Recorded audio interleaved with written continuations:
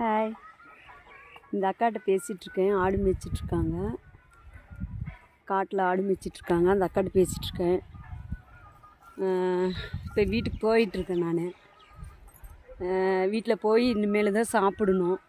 சாப்பாடு செஞ்சிட்ருக்கேன், ரெடி ஆயிடுச்சு. சரி, அதுக்குள்ளேயே இந்த அக்காட்ட வந்து பேசிகிட்டு இருந்துட்டு போகலான்ட்டு வந்தேன். நாளைக்கு மேட்டூருக்கு போகிறேன். இன்றைக்கி இன்னமும் இங்கே தான் இருக்கேன். ஏன்னா தம்பி இங்கேருந்தே ஸ்கூலுக்கு அமுச்சு விட்டேன். காலையில் அவனுக்கு செஞ்சு அமுச்சு விட்டேன். திரும்ப மதியானம் சாப்பாடு செஞ்சேன். நீங்களாம் என்ன சாப்பிட்டீங்களா?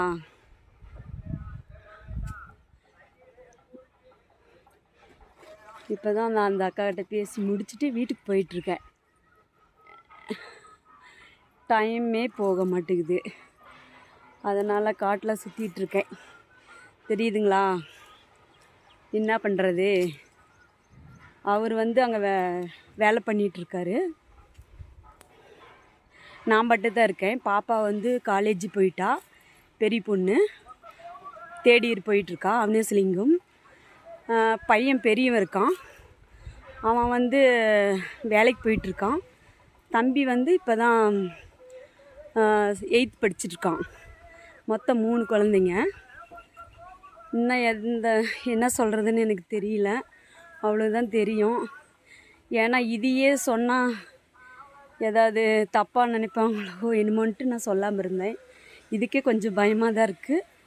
இருந்தாலும் எதோ சொல்லணுன்ட்டு சொல்லிட்டேன். இன்னும் நான் வீட்டில் தான் இருக்கேன். வீட்டு வேலை தான் செய்கிறேன். வேறு எந்த தொழிலுக்கு நான் போகிறதில்ல.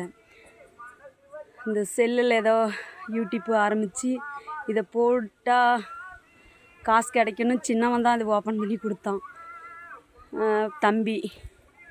அதனால் வீட்டில் பர்மிஷனோடு தான் இதை நான் பண்ணேன்.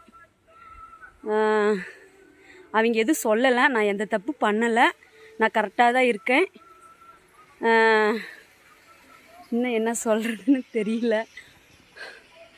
ஏன்னா இதுதான் நான் ஃபஸ்ட் டைமு. யாருக்கிட்டையும் நான் பேசுனது கிடையாது, எங்கேயும் நான் போனது கிடையாது.